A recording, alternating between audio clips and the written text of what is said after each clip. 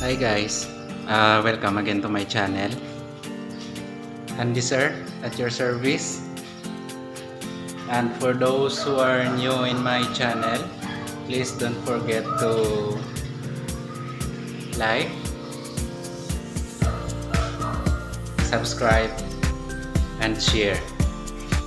So right now, I just want to show you guys my finished product, which is a bookshelf wherein you can use the opposite sides. So actually the request of my customers is to make it multi-purpose. So this will serve board for her bed. At the same time, the upper portion will serve as a bookshelf. And in the opposite side,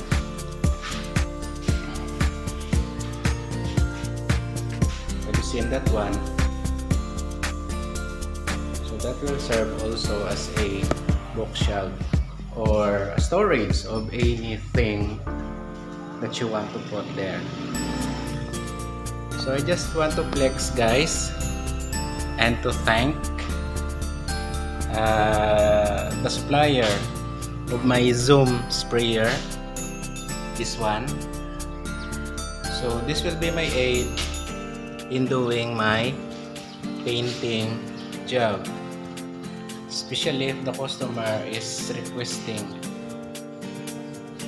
a paint finish. So this is quite helpful for me because this can make the painting job faster,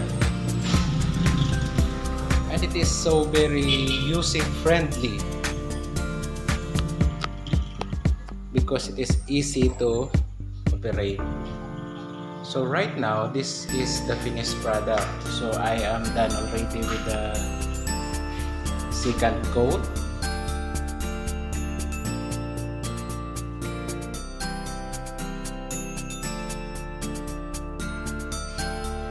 For the actual painting activity, because I don't have the aid right now who will take video for me.